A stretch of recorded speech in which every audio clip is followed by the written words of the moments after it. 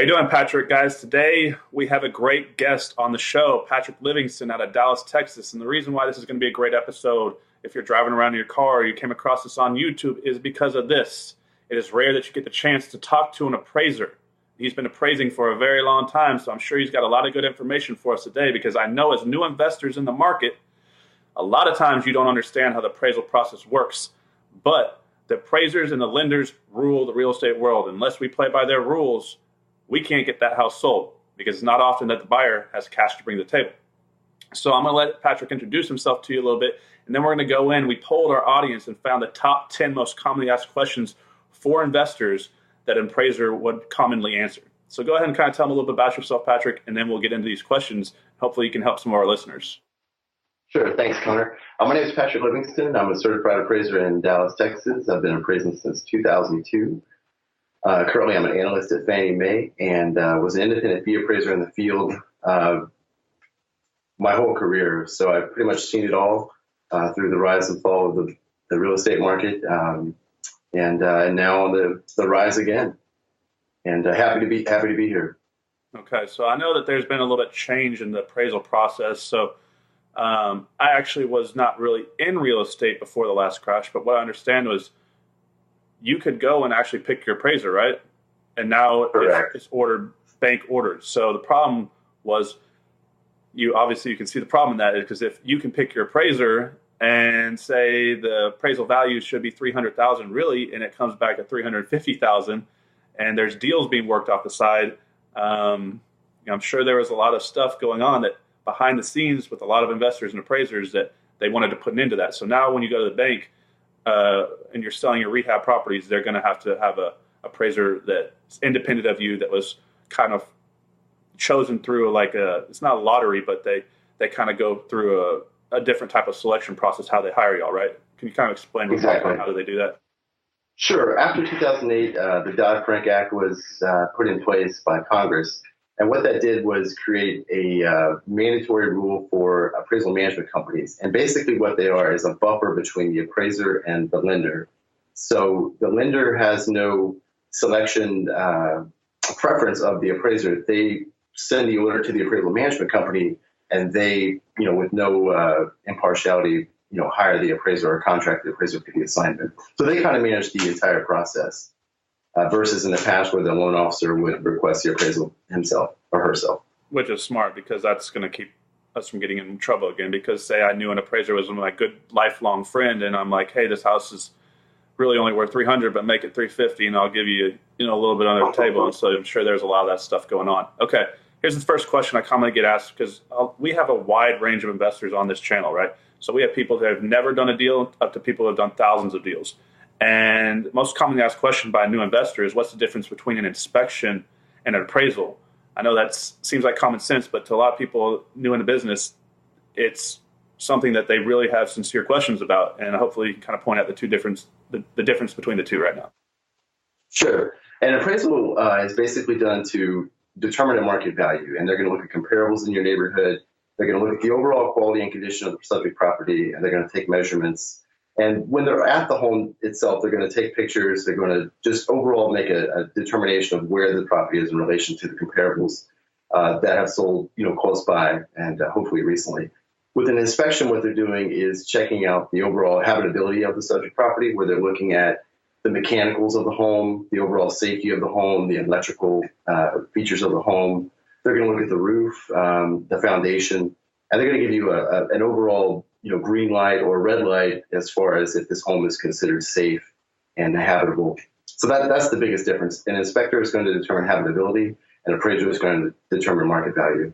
Yeah, so basically, like what you just said, on the lowest, most basic form is an inspection is the condition of the property, and the appraisal is the valuation of the property. So exactly. I hope that's helpful for a lot of you who are out there about to do your first rehab. Now, what are some of the needed repairs that can impact FHA and VH appraisals negatively? That's a good question. A lot of people don't realize that FHA and VA loans have a little more stringent requirements than just a conventional loan. A lot of times with the FHA loan, there has to be some specific requirements met. So number one right off the bat is bars on the windows. A lot of these investor homes are older.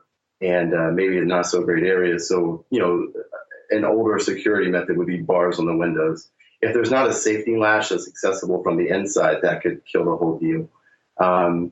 They're also going to look at the mechanicals of the home. They're going to check the plumbing just to make sure it's on. So at the time of an FHA appraisal, the utilities do need to be on. That's something that I think a lot of investors don't realize, is that utilities, may not even have been turned on yet. That is something that needs to happen, or it will delay the process. Yeah. Okay. Lead-based paint. Sorry, Connor. Lead-based paint. Homes built before 1970 are subject to lead-based paint, and so that's a big one. Also, that can kill the deal. As well.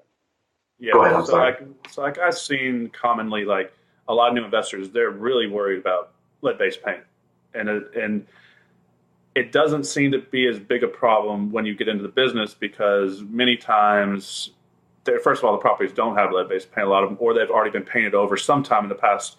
And as long as you're going through and you're doing a lead-based paint addendum disclosure, and this kind of gets rid of that problem for you, and most of the time it's already been kind of, I wouldn't say remediated, but the problem's already been fixed.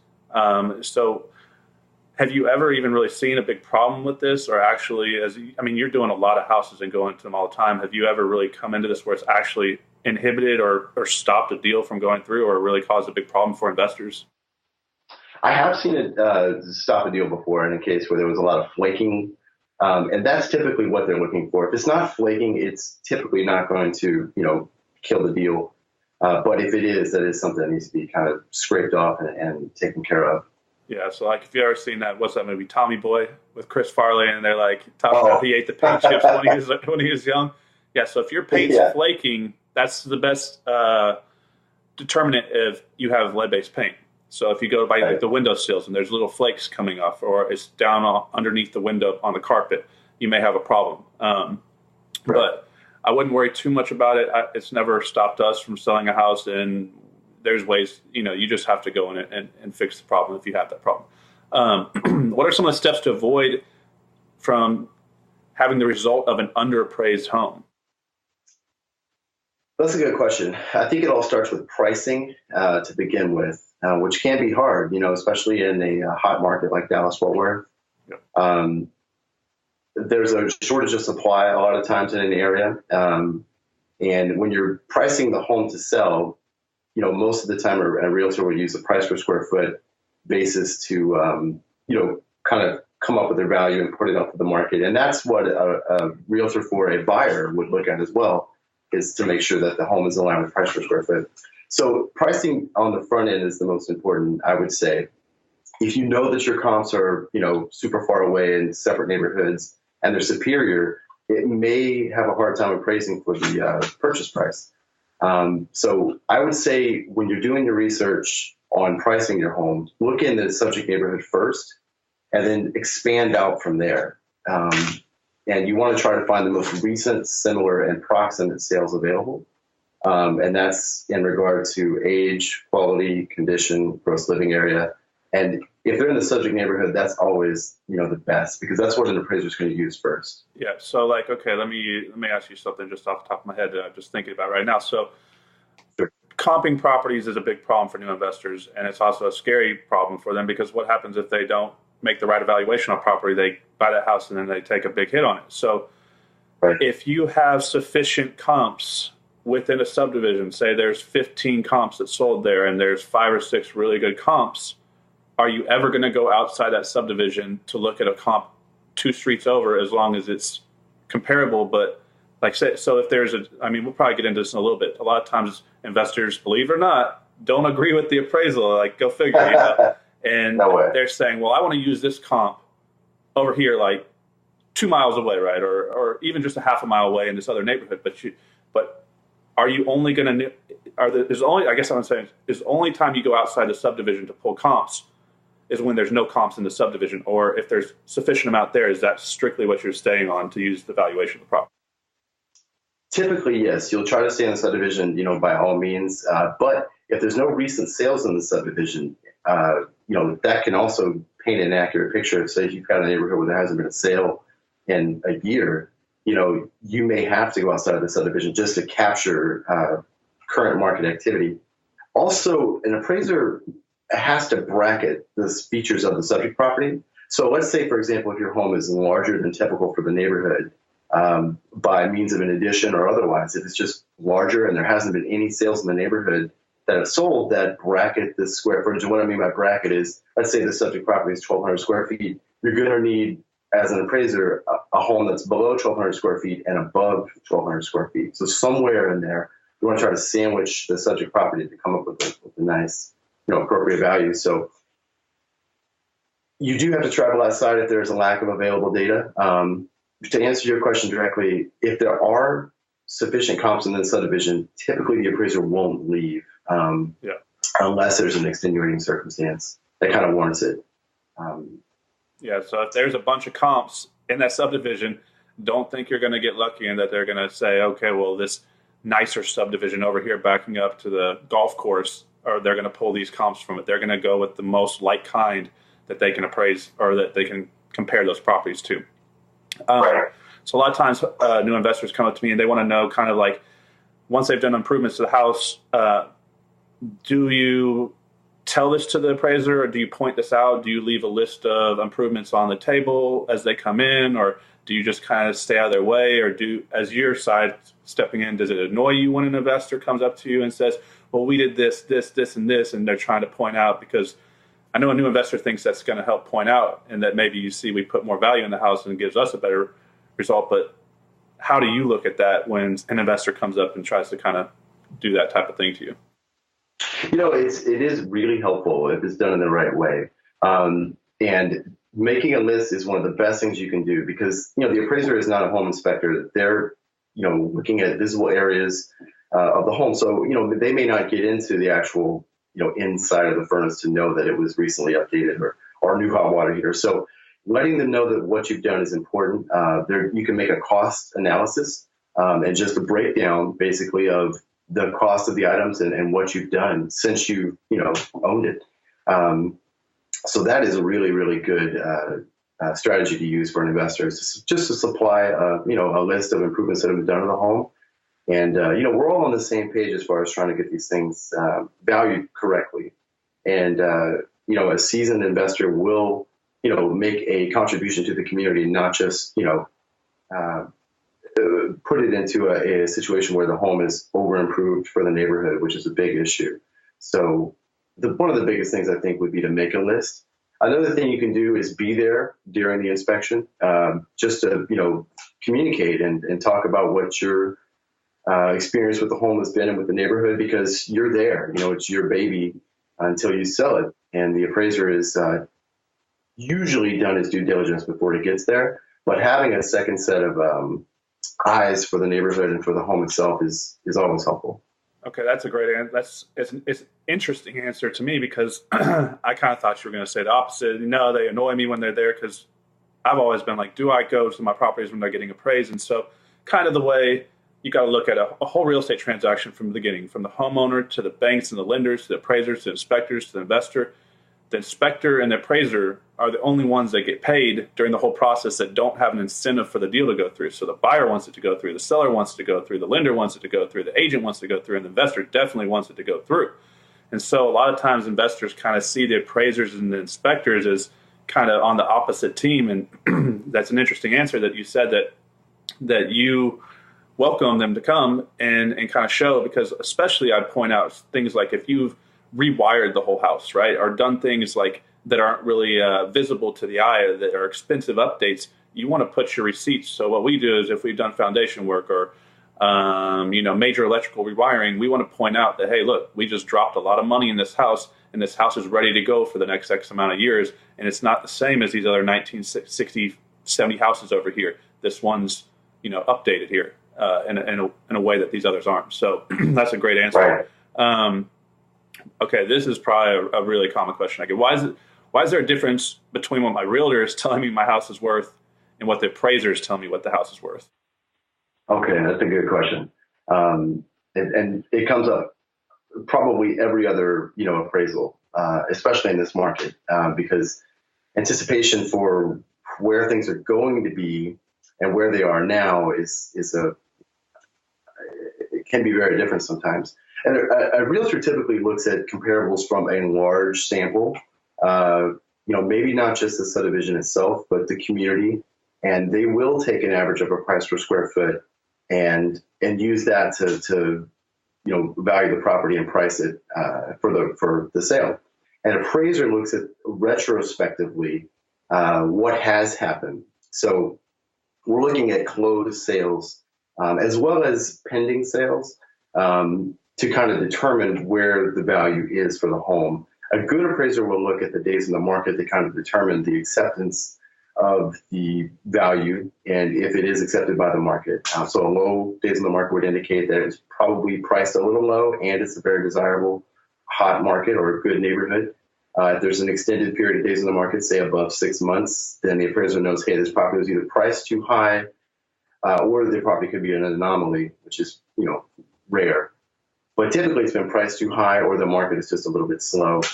So the biggest difference is where an appraiser and a realtor come with their values is that a realtor goes price per square foot kind of with an outlook approach as to where things are going. And an appraiser almost looks retrospectively where things have been as of to the date of the effective date, which is an interesting point as well. That's the date that the appraiser inspected the subject property is the effective date of the appraisal. And that's a pretty important date because you really can't go past that.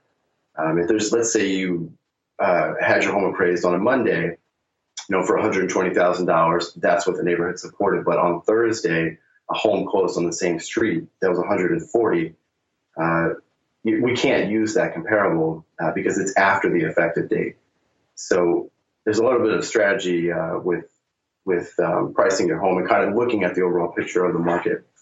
Yeah. So I know from doing a lot of these myself, so I personally get nervous sometimes when the appraisal's coming and I want to make sure I know what I'm doing and have it done right because I get real aggressive on pushing the comps, I guess you say. So a market can never go up unless houses are selling above what the current top of the market is, right? So that's how a market goes up. And so if the houses are selling at 140, I'm putting my house up at, let's say, 150, right? Because I put a lot of money and I like to think I do nice rehabs on my properties, so I'm trying to get above. And so you always want to make sure that you're doing things consistent in a way, not the way the realtors or what we're doing, how we comp properties, but it's going to appraise the way that the appraiser is going to comp it because they do things a little bit differently. And if it doesn't appraise, that bank's not going to loan on it, just simply put. And so I know a lot of investors are trying to push the numbers too much and then say they do the house really nice and put it up there for 180, but it really only appraises at 150. Now they can't get the house sold. And so that's a big fear for a lot of us is that we're not going to get a full appraisal. What happens if, say, the appraisal comes in, say we're putting up there for 160 and it's worth, let's say 165, and we put it up there and it's really worth like 150. And that investor comes back and wants to challenge or ask to reassess that appraisal. I'm sure you deal with this every now and then. How does that process work? And is there a way to go back and talk to you later for you to come out and give it, reassess it if they're bringing up points that you may not have seen or kind of explain that process? Okay, that's another great question. What the process is called an appraisal reconsideration.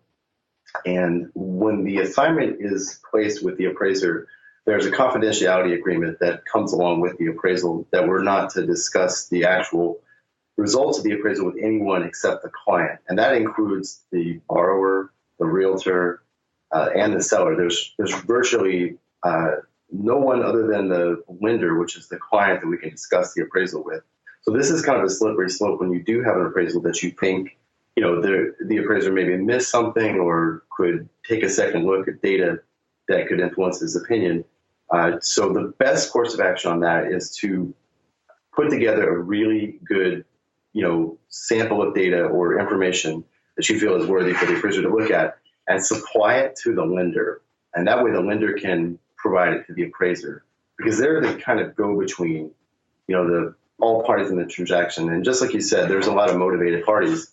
And to, keep the spirit of impartiality, the lender is typically the buffer and would be the one to supply the data. And it does happen quite often in appraisal reconsideration. And we definitely do look at them because we want it to be right, for everyone, and welcome new data or something possibly that's happened. So that would be the best course of action, is just supply the data to the lender and have them supply it to the appraiser. Okay, so like as an investor and I buy a house, I'm not always sure if I'm going to sell it retail, flip it, or if I'm going to owner finance it, or if I'm going to keep it as a rental property when I buy it. But once I start kind of figuring out what my exit strategy is going to be, sometimes I do a lesser remodel as far as what type of countertops I put in, what type of tile I put in the flooring, if I'm going to hold it as a rental property as compared to flipping it. Now, it's kind of a two-part question. So if they are there, the investor at the appraisal when you're there, should they or should they not tell you their exit strategy? Because just on a psychological level, I feel if I tell you I'm holding as a rental, you're automatically going to think I probably put less money into it, so it's going to appraise less. And also, this is a huge mistake that new investors make. They're going out buying wholesale deals from wholesalers, and they're thinking that if they do a mid-level rehab and don't put granite in there and don't put in nice floors and don't do it to the top of the comps, where the nicer houses are selling, they're looking at it as they're still going to get that full appraisal. So what a lot of investors are doing is they're buying a house with a short-term loan, hard money lender or a private money lender. They're fixing it up, forcing the appreciation up. Then they're going back to the loan to refinance out and put a long-term type of rental loan on the property. So their goal is to finance out and get all their money out, and even then sometimes, and they may not have the money to pay if the appraisal doesn't come in. So say, let's use easy numbers. The house they're thinking is going to appraise at $100,000, and they're all in at $78,000, and they're thinking they're going to pull out $80,000 out, and so they're going to get all their money out and put a little in their pocket. But then they didn't do it to the full comps, didn't rehab it, didn't do it as nice as the ones that are selling at $100,000. Now you appraise it at $88,000, and now all of a sudden 80% of $88,000 is not as much as they were thinking they're going to get. Now they're stuck leaving money in the property. So can you kind of touch on should an investor let you know their exit strategy, and are you looking, and what advice would you give them if they're going to go for a rental property? Because I'm sure you're not going to appraise it the same as the top comps that people are rehabbing these properties. Yeah, that's a good question also. I think it doesn't really pertain to the valuation of the home, what your exit strategy is, as far as the appraiser is concerned. The value of the home is going to be based on the overall quality and condition and the features of the home as far as size and age. So the investor's exit strategy really shouldn't come into play with the appraiser's reasoning. I can see what you mean by psychologically. It could maybe give the appearance of that, but the appraiser really is, if he's doing his job correctly, which from what I've seen, it's almost 99% are straight A, good appraisers. They're really going to look at the data, and that's going to be the driving factor. And that could be data that you supplied as far as your improvements to the home and the subject market data. So that's really it's an interesting question. I think the appraiser should be able to sift through what's pertinent to the valuation of the home and kind of what's just chit chat. I know when I go on an inspection and there's an investor owner there, I'm happy to talk to them and kind of just listen to their stories just from a peer-to-peer standpoint. Most investors are pretty good people like you, and sure. So I think keeping it loose and being friendly is more than okay, and it really shouldn't influence the appraiser a whole lot. Yeah, that's a good point, because a lot of people kind of assume that appraisers are like these cyborg terminators that are coming in. They're not on a human level that they can actually talk to them and have an actual real conversation about. But what he's telling you here is, hey, talk to them. You're not going to be obviously best friends, but you can have a real conversation about the property, and it may be beneficial to you to do so instead of trying to kind of just go let them into the house and kind of stare at them while they're going through the property, and make them feel uncomfortable. So, right. Kind of talking about Freddie Mae or Fannie Mae comparable guidelines a little bit. I think a lot of people would like to hear kind of your take on these. Sure. When an appraisal is done, like we kind of talked about before, the appraiser is going to select data from a pool that's most similar, recent and proximate to the subject property. all of these, basis of valuation were originally supplied by Fannie Mae. And so Fannie Mae selling guidelines are going to be the things that the appraiser has to do in order to have the home be approved and make it through underwriting. So for the listeners, a lot of times when an appraisal is completed, it goes to an underwriting department. And a lot of times it can be automated where they're just looking for things to be out of place or odd. Let's say a home over a year would typically not be acceptable in a market like Dallas-Fort Worth, a home that's sold over a year ago. So the Fannie Mae selling guidelines are that you use the most recent similar available data. It's going to be, located typically in a subject's neighborhood. And it's going to be similar overall to the subject property. So you couldn't use, say, a townhome that's sold just because it's a similar square footage as one of your comparables to a single family home. So that would be an example of Fannie Mae's selling guideline. Okay. Kind of while it's on my head right now. So like we're dealing with, so I'm in a lot of different markets, and a lot of times we're coming across lower price point houses in the anywhere from 30 to 75K range. And it's common that a lot of them have window units, and a lot of them have already adjusted to a more updated, modern HVAC system. So these could be those old 1930, 1950 frame houses in your market. How are y'all going to look at what type of value add does the HVAC system, like say you had the same house, it was going to just say it's worth $75,000. How much value would it be to add an HVAC system? Because it could be 10 grand to put that in there by the time they run all the new duct work and put the system in, put the furnace in, and redo the whole house to do this. And a lot of people are wanting to know, should I just go and put that money in? Is it going to be worth it? And then, or should I just put window units in the property? Because you're probably still going to find pretty close to the same market rent. Right. That's a great question too. You can over improve a home and you can under improve a home when you rehab it. So if your neighborhood typically has, like you said, window units in an older area, your return on the investment may not be dollar for dollar. So if the HVAC unit costs $10,000, you really may only see, a $5,000 increase. Yeah. And it's what the market reflects the improvement to be. So if there's other similar homes in the neighborhood or just outside the neighborhood that have been updated, what the appraiser would do would be, there's a few different methods to determine an adjustment for something like that, or for any feature. And they're market extracted. You can do a paired sales analysis, or you can use an allocation method where a certain percentage is allocated to that feature of the home. Something like HVAC is huge. So that may be a 20 to 30% allocation, just depending on what the market bears. So a lot of the market determines what the return is. The appraiser is really more of an analyst and a reporter versus an assigner of value. They're going to gather the data and then just report it back. And they really don't get to make a lot of personal judgment calls, or at least they shouldn't, on what something is worth. It should be market extracted through a paired sales analysis or through an allocation method where you can recreate your steps as to say, hey, this HVAC improved this home by $5,000 or $10,000, whatever the case would be. Yeah, so I guess it's going to be kind of case per case and an individual's choice as an investor within your own business. So it also probably a lot depends on what you're going to do with it. So if your goal is to hold that property, because on those price point houses, we're not getting a lot of appreciation. It's more of a cash flow play. So if you're going to hold it for the next 30 years, it may be beneficial because you may get a little bit higher rent, and also you're going to have to turn over those other units a lot faster. The window units, they get damaged, stolen. And then also you have to take in mind what your exit strategy is on financing. Are you going to get the extra value to put that in? And so you're just kind of have to make that decision within your business. Now, another common question, and this is what I fight with all the time. I swear it's like one of the most common things I deal with new wholesalers, right? They give me a house. They send it to me. They're like, Connor, I want you to buy this house for $100,000. It's 1,400 square feet. It's a 3-bedroom, 2-bath, right? And I pulled up on the tax records, and I'm like, this is not 1,400 square feet. It's 1,080 square feet. And then I find out that the garage has been converted.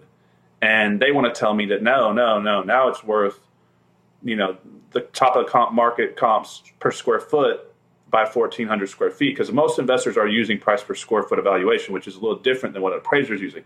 But they don't understand that, yes, you're gaining extra square footage, but many times if the conversion is not as same level of quality as the original house built, you're not going to get the same price per square foot on a comparison, but also you're losing the value of an enclosed garage, which in some of these areas where there may not be a lot of garages, it may be first of all, it could be a bad move, because it may hurt you when you're trying to do whatever exit strategy you are, because people may be looking for houses with garages in those areas. But also, it's not going to be that you just added 300 plus square feet of value to the property. You're losing value for the garage. Correct. With additions to the home, what an appraiser is going to look at to determine actual gross living area. So there's a difference between square feet and gross living area. Gross living area is determined by, can you walk into it? Is it, and not an average height person could walk into it and stand up. And it's also heated and cooled, and it's also typically of the same, construction level, or completed in a workmanlike manner. Yeah. So if it is a converted garage, it can throw off the value of the home, because just like you said, a garage may be worth more in a certain market than the additional square footage, and especially if the conversion was completed in a less than workmanlike fashion. So the key point, making sure the home is ducted. Any addition should be ducted, heated and cooled. A lot of people have, say, a sunroom that's kind of like an enclosed-in patio, and you can access it through the living room of the home or another room of the home. And it's a big open room, and it's all enclosed, and you can open double doors. It's almost like it's another portion of the home. If it's not heated and cooled, it's not considered gross living area. And that would go with any room. If it's not heated and cooled, then we really can't count it. Yeah, and that's a really important point, because he's talking about the quality and how often, if you see a lot of houses like I do, not many are done very well. Like the garage conversions are kind of just, a lot of times the homeowner did them themselves, and most of the time they do not run the ductwork to it. And so you just kind of got an addition to the property. Also, a quick question. So say that they had added an extra room, but there's no window in it and there's no closet in it. How does this affect the value as if they had converted? Because, you basically have to have multiple entries to the property and a closet in there to count it technically as a bedroom, right? That's how you kind of look at it. So if they don't do that and they haven't added a closet, is it going to, so how is that going to compare to the added value if it's just there and they just kind of enclose it and put carpet and painted and drywalled an area, or as if they added an actual bedroom to the house? The bedroom typically will add some additional value to the home. And you're exactly right. A bedroom does require a closet, along with being ducted and for heating and cooling. So if it's just a room, let's say it's just a garage that they've converted, typically the appraiser will call that like a rec room or game room or family room. It's just an additional kind of living area, as long as it's heated and cooled and completed in a similar fashion. So if you are planning on saying it's a 4-bedroom and that 4th bedroom is that garage, just make sure it's got a closet. Yeah. It's a good idea. And just, so like as an investor side, y'all be careful buying houses that have additions on them, because there may be a discrepancy over value later. If you're going to rent the property, yes, you can get more rent from a house that's 4.2 instead of 3.2. But if you're going to be flipping these houses, I know a lot of investors that have come to trouble when it gets to the point when it's time to appraise out and do this. So just be careful with that. Okay, here's a question. I'm curious to see the answer, because something that I may not even really understand. It's what is external and functional obsolescence? Okay, that's a good question. Functional obsolescence you see a lot of times in homes that have had additions, where you have to basically access a room through another room. Let's say you have 2 adjoining bedrooms. The only way to gain access is through the other bedroom and not, say, a common area. That would be an example of functional obsolescence, and it does detract from the overall value of the home. So ways to avoid that are to, possibly make another entryway for the room. Really look at those things. Does the house flow? Is there a window in the bedroom, that faces the living room? Those are things that, could be a relatively inexpensive fix that could, save you a lot of money. Another form of functional obsolescence would be, let's say if there was a garage that was located to the rear of the property that really wasn't accessible. That probably wouldn't receive as much weight as a home that had an accessible garage from the street. So these are two examples of functional obsolescence. External obsolescence is anything outside of the subject property that's posing an influence on the value. So it could be a water treatment plant, it could be a smokestack, it could be a power line, it could be a business. Really anything that would impact the property externally in regard to value. So it could be noise as well. It could be an airport. There's a lot of things it could be. But one caveat to that is with external obsolescence, typically your subject comparables are going to be from the same community, and they may be exposed to the same external obsolescence. So as long as your comparables are within a reasonable distance and they are facing the similar external features, there probably isn't going to be a whole lot of an adjustment, downward to your comparables, unless they were in a superior area that didn't have the same external influence.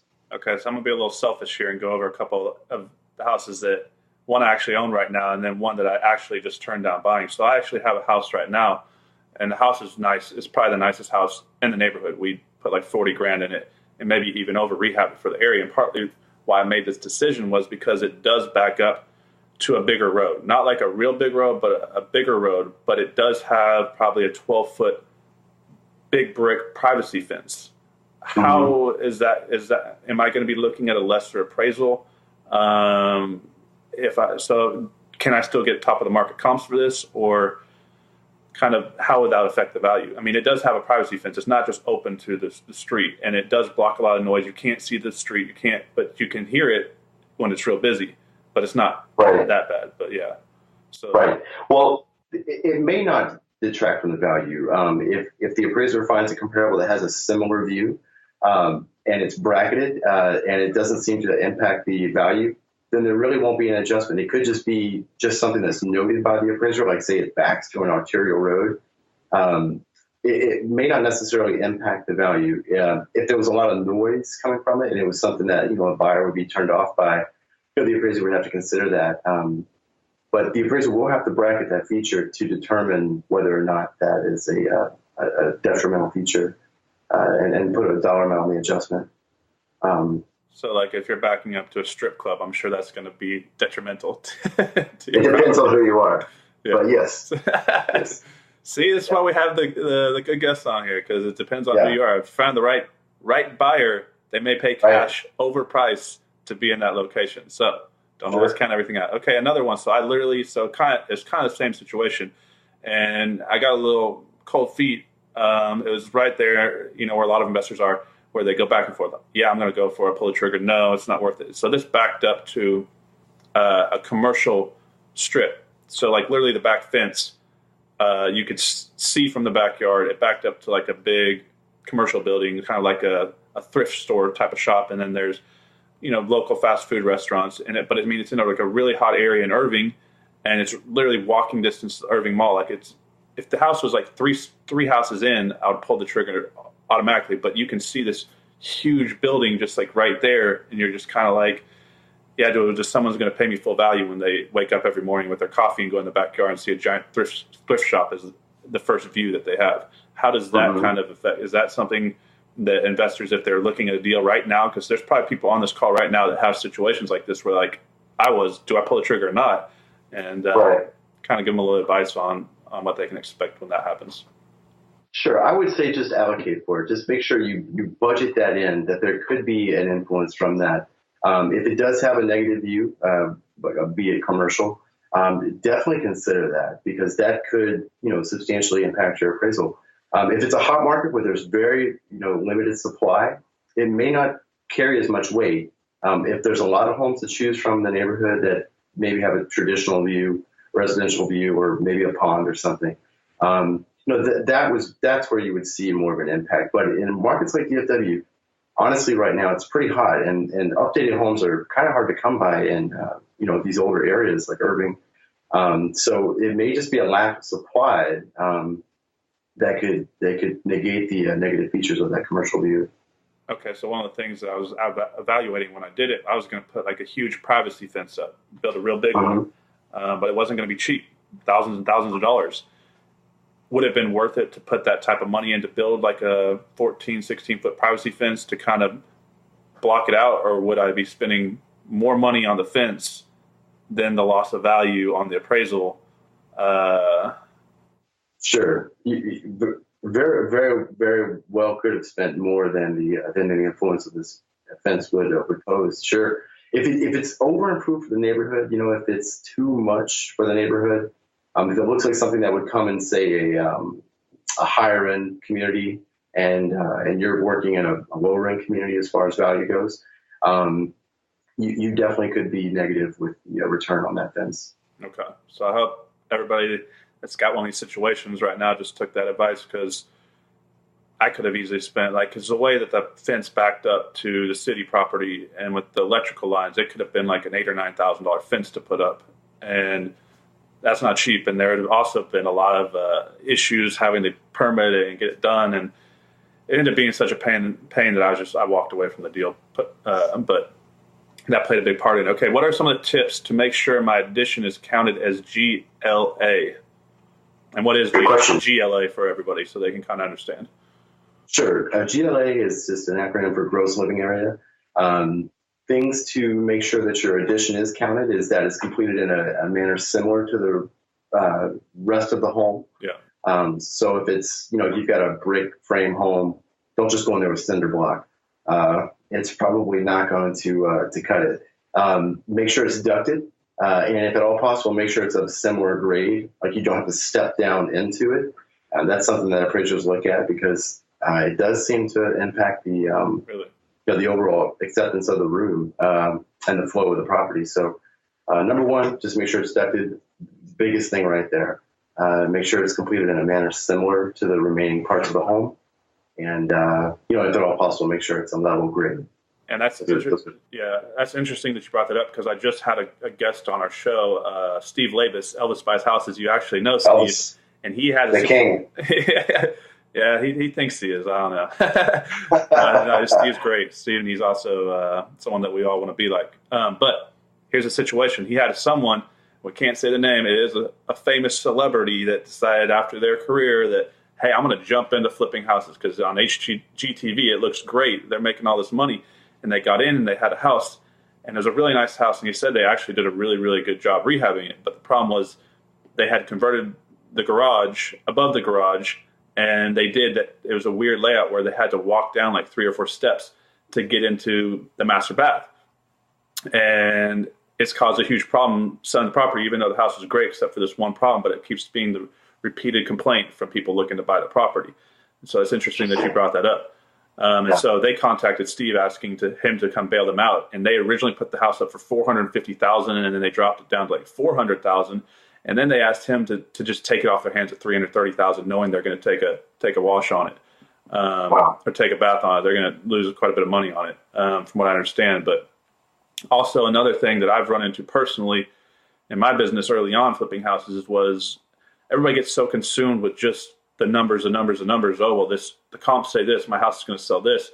So I was buying houses that I guess you could say they had functional obsolescence, where I would have the master bedroom or the master bath that was in the hallway, and it wasn't inside the master bedroom. And I know for a fact that this has hurt us on sales price, when even if the house is done nice, the buyers, they just don't like this. Nobody wants to have to get up and go outside their room in the middle of the night when it's cold, or say they have guests over at the family or for holidays, they don't want to have to go back and forth to the bathroom. Does this something that plays into your appraisal when you see something like this, or is it just affecting us on the sales price on what we get for it? Or does this actually make the appraisal lower when you run the comps?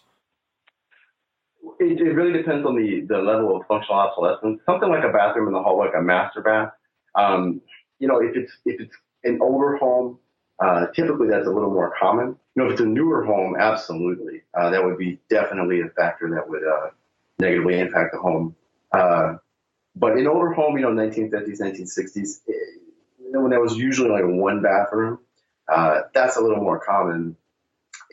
And nowadays you'll see people adding bathrooms. So in these older homes, you will see a couple bathrooms, and maybe they're both in the hallway. And that's a little more market accepted versus a home built in today. So it really just depends on the level of the external obsolescence or functional obsolescence. Excuse me. Okay, what adds more value? A really nicely done, added, updated bathroom, or an extra bedroom? That's a good question. It really, and this is such a general answer, it really depends on the market. So as an investor, when you're looking at your comps, you want to see kind of what's going on in the area. So in some areas, an extra bedroom really may not be warranted. Let's say it's a retirement area, where there's a lot of 2-1 homes, 2-bedroom, 1-bath homes, or 2-bedroom, 2-bath homes. If it's an area where a third bedroom typically isn't needed, that might not add as much value as, say, a bathroom. Where if you're in a predominantly younger community with families, younger families, and an extra bathroom extra bedroom would definitely add more value. Okay. So it really depends on the market that you're working in, and just try to learn as you go and study those things, and that'll help you.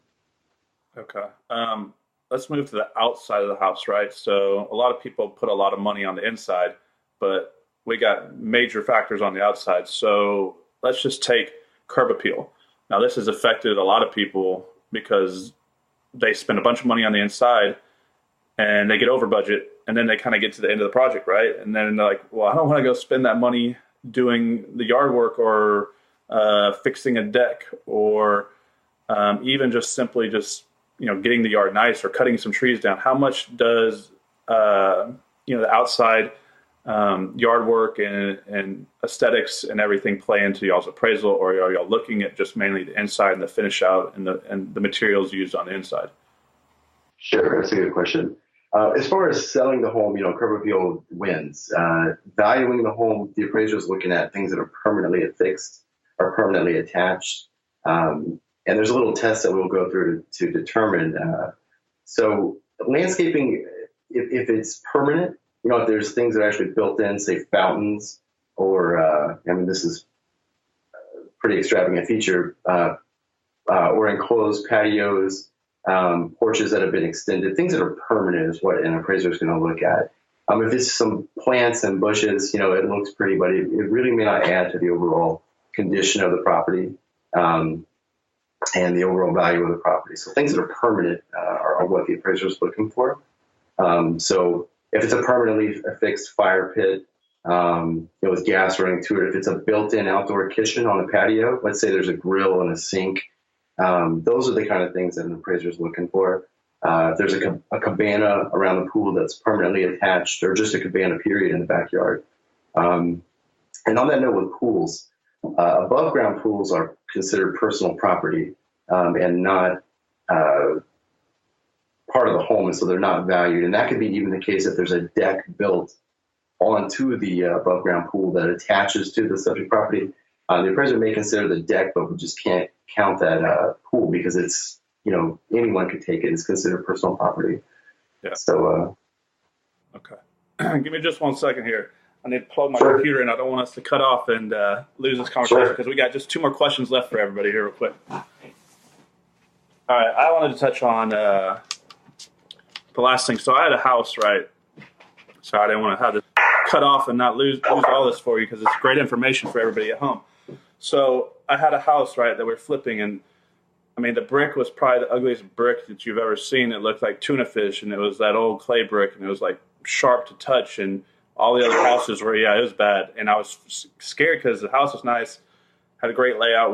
We put a lot of money in it, and I was scared that it wasn't going to appraise to what the others. So kind of just like on just looking at it on an aesthetic, y'all probably aren't looking at things for how they look. You're just looking at the way that you're analyzing the property. You're not taking into aesthetics, right? Well, we do actually. If it's an eyesore, it's definitely something that's going to affect the marketability of the subject property. Okay. And so the definition of value is what an average person would pay for a subject property, like a typical buyer in a typical market. That's the definition of market value. So if it's, like you said, tuna fish brick, that could be a problem. You may want to pull out for salmon. And, no, it was bad. It actually didn't. What is tuna fish brick? Tuna fish brick. The color is like, it was like a light pink. It is just an ugly, ugly color, and it was old. So like every house in the neighborhood was really nice. Like had nice, because I look at that, and I know my buyers look at that when we sell it. So I've had trouble selling houses that just are ugly bricks. So like say my house had tuna color fish brick, and it was like that old clay brick with like, like someone took like a fork and striated it or whatever. I don't even know if that's a word, but where the other houses had just like a real nice colored brick, and they just looked better. Like if you were to put them next to each other, you're going to say, even if it was the exact same floor plan, the exact same inside, exact same finish out 100%, but this house and this house, 100 out of 100 people would take this house over here. So when you go to sell the property, you may get a higher amount, but when it comes to appraisal, it may not matter so much. And it didn't, and that house actually appraised at full market value. So that didn't end up being a problem. I think that your answer on the landscaping was good, because in the beginning of my career in my business, I used to put quite a bit of money into the yard and make it look nice and put in bushes, and I thought it was really worth it. And then what happened after I did this a couple times and spent good money is I come back to check out my house later, because I just kind of have a weird thing where I like to go back and revisit the properties that gave me so much headache and so much hell for some reason. Mm-hmm. But they would all tear everything out and redo it the way they wanted to do it anyways. So I'd go think what's nice for me, but they just tear it out anyways. So what we do now is we kind of just, maybe for the flower beds, we just kind of lay down a mulch and put some basic like cheap flowers in there that give it some color, but we don't put big money in it. And what he just said was, that's not going to really help on your appraisal anyways. So guys, before you start thinking this is HGTV designing and you're like a designer, don't go put so much money in it. You only want to put money into things that add value to the property and that aren't just for, to make you think that you did a good job on the property and wow, look at all this landscaping I did, when someone could come in and just rip it out when it's not adding value. Right. Okay. I know you got to run, you're busy. So why can I not have a second appraisal on my FHA loan? Very, very good question. This one comes up a lot. What happens when an FHA appraisal is submitted? It locks in that value. FHA considers the original appraisal value as king. And a secondary appraisal really won't be considered unless it's lower, which is ironic. They'll take the lower of the two. So ordering a second appraisal on an FHA appraisal typically won't help you. And this would be in a case where if you had a concern and possibly you wanted to reappraise and have it reevaluated or reconsidered. That is something really, really important to know, is that FHA and VA as well takes the lesser of the two. So if there are two, there's always a chance that the second one could come in lower.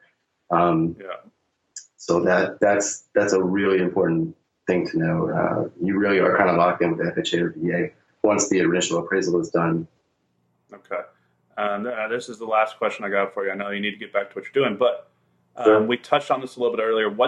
So if there is a situation where you do not agree with the appraisal, what's the best way to challenge it? How would an investor from our side approach it? Because say that you're trying to sell the house and it comes back to house and appraise. Is there a way to go back to you? Because I know that you're not supposed to talk to us, and it's kind of a slippery slope. But how do we, if there is a way to change this, how do we get that change, and how do we approach you, and how do we go to the bank, the lender, or do we go to you directly, or what's kind of the process to give us as an investor the best chance to kind of give our take on it and maybe get a new appraisal done? Sure. The best way to do it is to get the information to the buyer's lender, because ultimately at the end of the day, they're the client, and they're going to be the ones that are going to be required to communicate to the appraiser what items need to be looked at again, or maybe there are cases where square footages of homes are missed. If it's an addition that's maybe on a second or third floor, the appraiser, it doesn't happen often, but I've never done it, but it does happen to where an appraiser could miss an area, and so that the square footage is wrong, which would dramatically impact the value. So getting the information to the buyer or the lender is key. Okay. And sending it to the appraiser really doesn't help, because we can't do anything with the information. giving it to your agent, unless they have an in with the lender, which is typically the way it works, is the best route. Is submitting your information to the buyer's agent or your agent, if you have one, and getting it to the lender. Obviously the buyer's agent are going to be motivated by getting the lowest price possible for the home. So it could be a little bit of an uphill battle. So that's why it's so key to make sure that it's priced correctly the first time and all the steps are followed that need to be followed. And that would be, I would say, the most important. Be there when the appraisal inspection is done. Yeah. Talk to the appraiser. Let them know what you've done to the home. Before that, make sure your due diligence is done as far as your market research with pricing and your repairs as far as not over improving for the home so you don't blow out of your budget and end up having a negative return. All right. So I lied. I actually have one more question. So it's a bonus round for you. Sure. Okay. So while he's here giving us great advice, because I know this is real helpful for a lot of people, because it's rare that we get a chance to talk to, like when we go out, we talk to other investors. It's rare we get to talk to appraisers and inspectors and get y'all's perspective. Okay, so there's a lot of additions being built. So y'all are going in and you're measuring the house.